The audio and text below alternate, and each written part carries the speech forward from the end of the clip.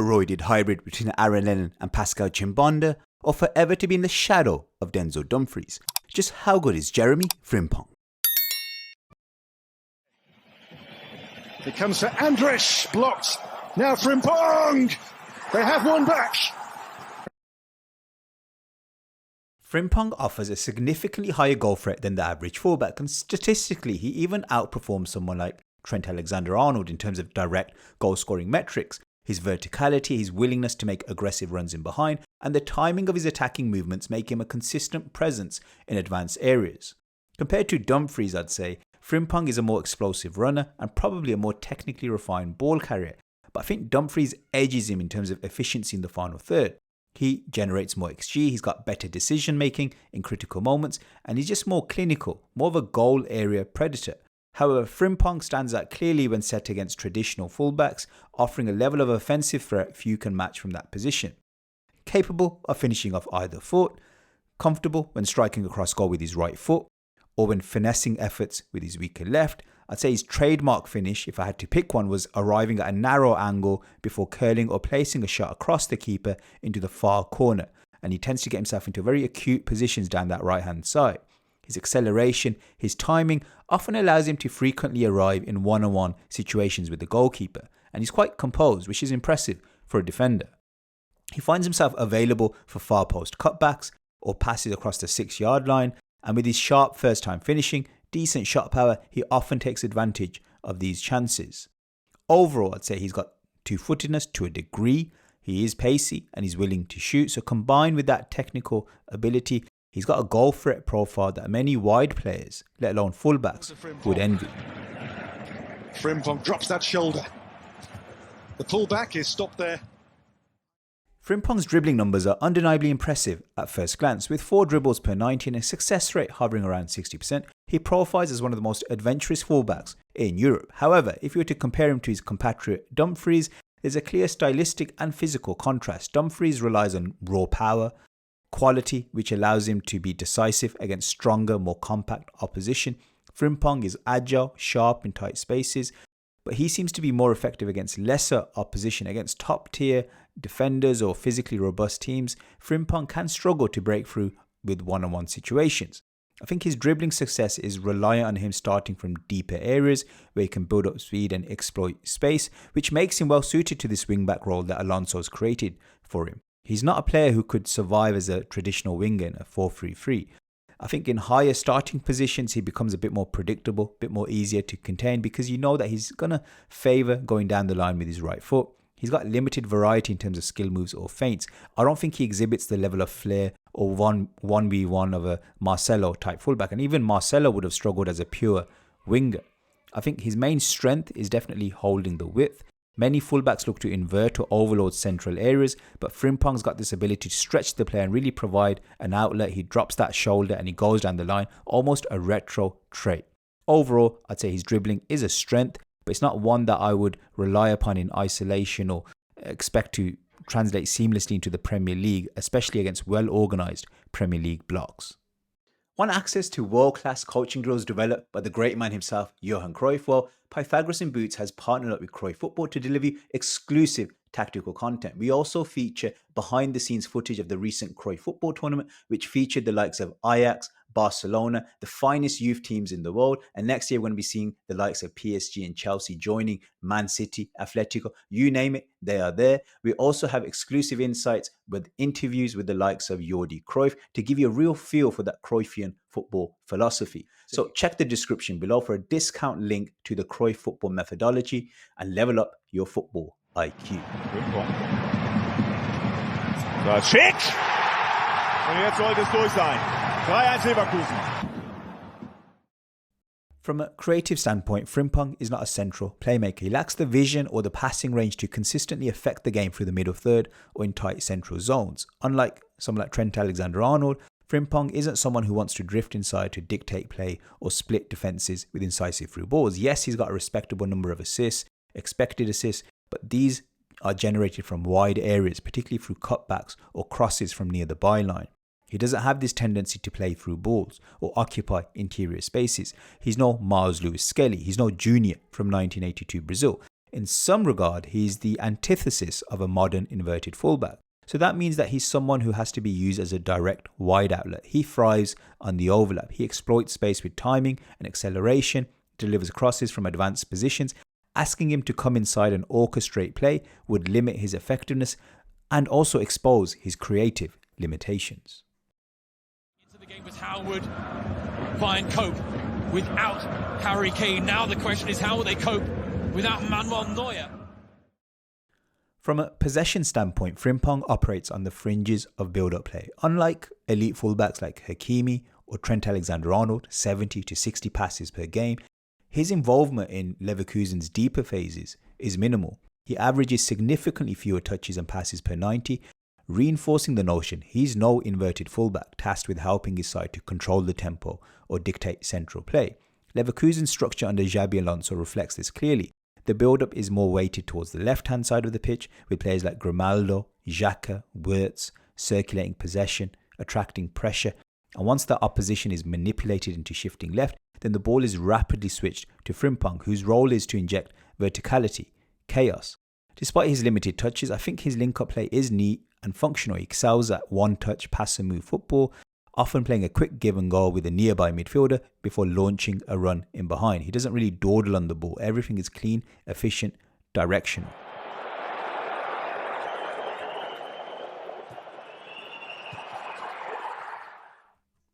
From a crossing standpoint, Frimpong is a high volume contributor. He averages close to 5 crosses per 90, which places him above even someone like Trent Alexander-Arnold in terms of pure frequency.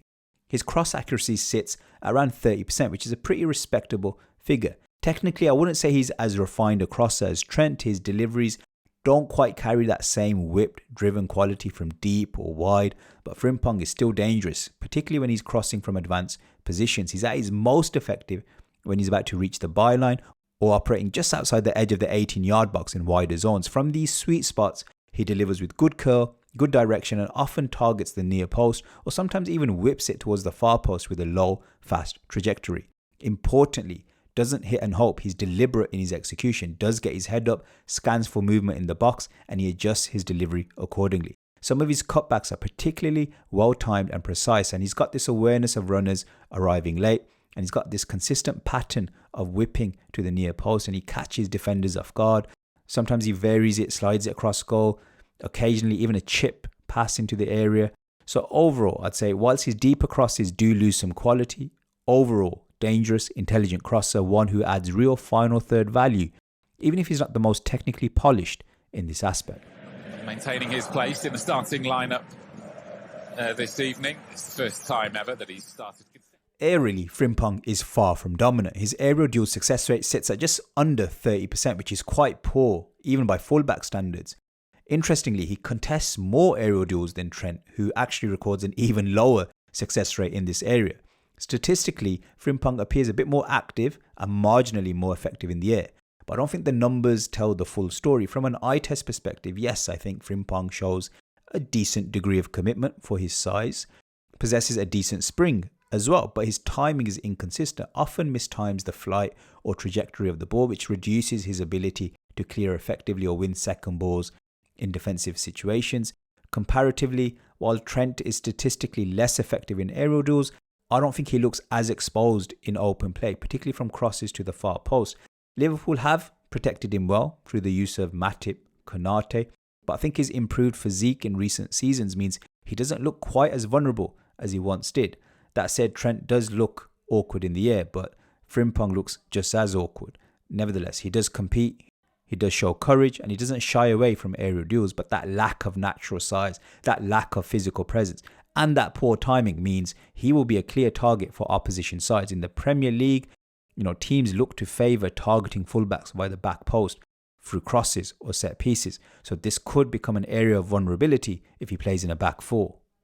We've analysed the game at the highest level, and now we want to represent the people that play it. Pythagoras and Boots are now officially FIFA qualified football agents, and now we're partnering up with Dave Lawrence, a former sporting director and female first team ladies coach at West Bromwich Albion with over 20 years of coaching experience. He's also been an agent for the past 5 years, a UEFA licensed coach as well. So together we're looking to provide expert player performance analysis, legal support with my legal background, mental well-being, anything that you need on or off the pitch, we can holistically deliver it. So don't be afraid to check the description, get in contact with us to see what next-gen player management really looks like. Now Frimpong cutting inside and on the left foot for Schick to cut it back, and R38. From a long passing perspective, the contrast between Frimpong and Trent is stark. Trent averages 10 long passes per game, which dwarfs the output of any other fullback and represents a trademark feature of his game. Long diags, switches of play, raking passes from deep. These are fundamental to Trent's influence in possession. Frimpong, on the other hand, is the complete opposite. His game is built around short passing combinations, quick give and go patterns, highly vertical player, focused more on explosiveness, movement off the ball rather than orchestrating build-up and then incisively opening up teams with his long distribution. His involvement in possession is typically one touch, sharp. In terms of long passing technique, it's pretty serviceable. Not poor, but not a standout strength. There isn't a large volume of footage showcasing Frimpong executing deliberate, creative long passes. Most of his long passes tend to be clearances rather than intentionally weighted switches or penetrative diags. In summary, Frimpong is just not a long passing fullback. Doesn't rely on it, doesn't look for it, and isn't known for it. Revival in the closing weeks of the season. They did end up running out of road, but when it comes to 1v1 defending, Frimpong is an interesting paradox. On paper, he's got the athletic profile. He's agile, he's laterally quick, he's got low center of gravity. That should make him well suited to coping with tricky wingers. But in practice, his performance in isolated duels can be erratic and inconsistent. It doesn't go to ground often or commit many fouls, which could suggest discipline, but it's more indicative of a tendency to be passive or uncertain in engagements, can be caught flat-footed, strangely enough, beaten by simple body feints, even nutmegged more frequently than you'd expect for a player of his speed. His recovery pace also, it should offer a safety net when he's beaten, but it's not always backed by that raw kind of power or forceful tracking that you'd associate with fullbacks like Dumfries. He's quick, but he's not really eating up the ground type of quick when he's running backwards. In a Premier League context like a Kyle Walker, you're up against wingers who are physically, technically sharp. So in the Premier League, Frimpong could be vulnerable in defensive isolation. Yes, he's courageous, he's willing to put a slide tackle in at times and do it quite well at times, but he's not particularly intelligent in reading the body cues of attackers or adept at showing players onto their weaker foot or closing angles. As it stands, I think Frimpong's 1v1 defending is an area for concern if he's to play in a traditional back four.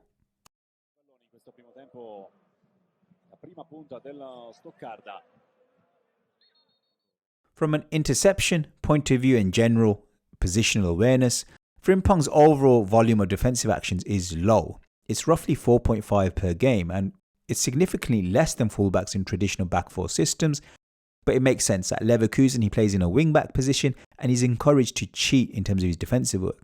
In terms of his positioning, he wants to hold high and wide zones, often staying advanced, even in rest defense situations. Rarely will he drop back into that flat back five unless his team is under sustained pressure, so that limits his defensive involvement. When he does look to go on the front foot and press, I think his interception ability is decent. He's got obviously quick feet, he's explosive, he can really nip in ahead of his man, so that makes him well suited to front foot defending where his timing and acceleration can disrupt build-up play. He's not a natural reader of a game in these deeper areas of the pitch, so he's more better as a disruptor rather than an organizer, and he thrives more when he's allowed to press rather than sit.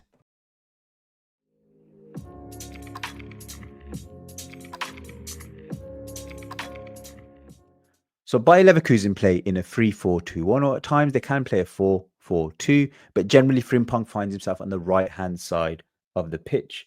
And his task is to generally get forward and hug this touchline in the opposition area of the pitch. You don't really see him heavily involved in the build-up phase. The build-up phase is generally played down the left-hand side of the pitch, where someone like Wirtz can be incredibly influential. And the reason why Bayer Leverkusen don't want Frimpong heavily involved in the build-up phase is that they're trying to suck the opposition onto this side of the pitch. So let's say Grimaldo's got the ball, opposition are tucking across here, making sure that they squeeze Leverkusen on this side of the pitch.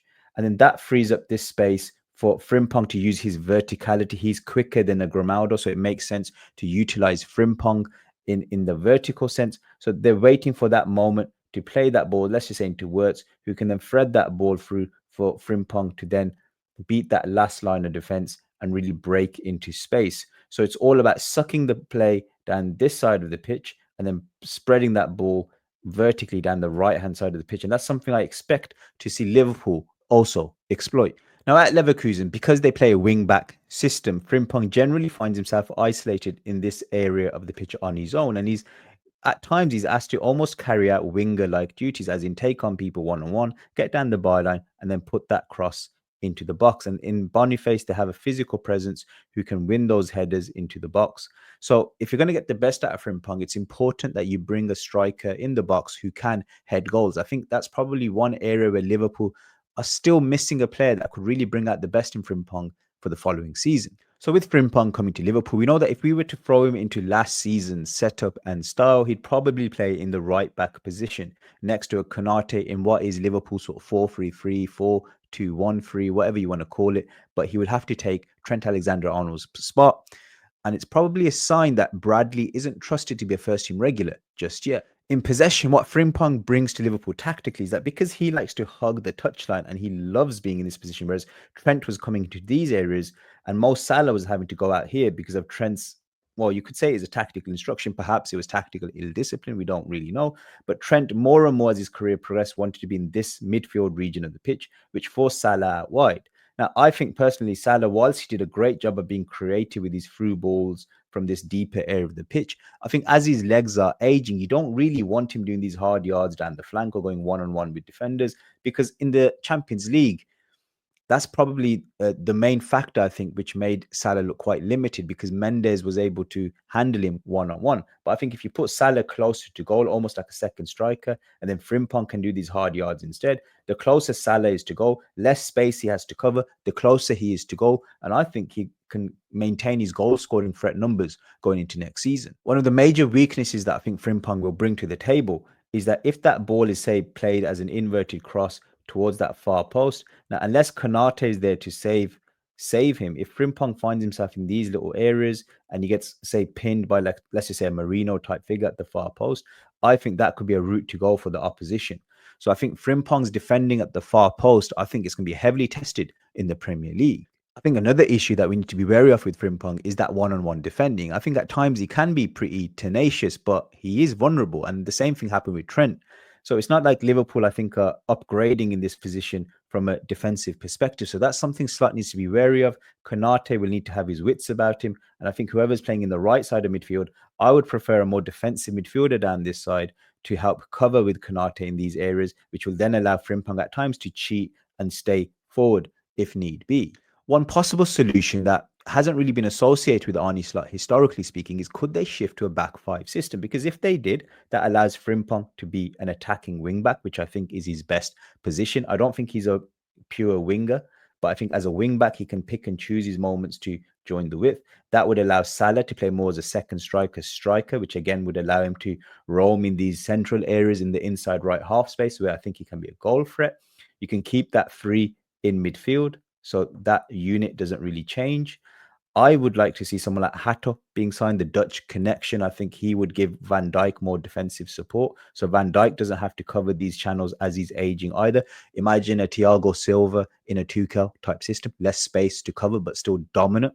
And perhaps like a Kerkez type figure who can defend, but also fly forward and provide the width as a left wing back option. I'm not saying Kerkez is the best option, but I think in terms of tactical profile, he's a good fit, I think, opposite Frimpong. And it'd be a similar setup to Bayer Leverkusen.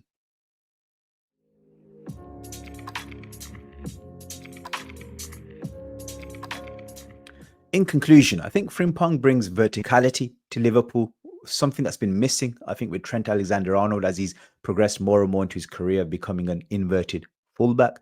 I think Mo Salah could really benefit from Frimpong's presence. I think this means less pitch coverage for Mo Salah, but doesn't mean less effectiveness. It could even lead to more goals, in fact, and he might even be more effective in the Champions League. I think from a defensive perspective, it definitely means more work for Konate to do if he wasn't overburdened already. It could even mean a shift in system for Liverpool going to next season. That might not necessarily be a bad thing. It might mean reinvention for Liverpool, and it might mean that they're not as predictable going into next season. So I wonder what Arnie starts cooking here, because this is a really intriguing signing. I think in terms of ceiling for Frimpong, do I see him as a generational fullback? Not necessarily. Do I think he could be a world-class wing-back? I do, but the system has to be very bespoke to get the best out of him. If you can find a system where he's joining in at the right time, he's not having to do a lot of 1v1 dribbling, he's not having to do much defending, he could, in that niche role, be world class. But I think if he's used as a, say, a fullback in a back four system in the Premier League, and he's looked at as a traditional type fullback, I think he could struggle. He hasn't really got the pace and power of a Dumfries. So physically, he's going to be really tested here in the Premier League. Overall, though, I think it's an interesting signing. It's a signing I actually wanted for a club like Arsenal, because I think even off the bench, Frimpong could have been a great tactical option for them. For Liverpool, he's going to come in as a pure starter. So tactically, everything needs to be bang on for it to work. But nevertheless, it's an exciting signing. Anyway, guys, hope you enjoyed the video. Please like, share, and subscribe, and see you guys again next time. Bye.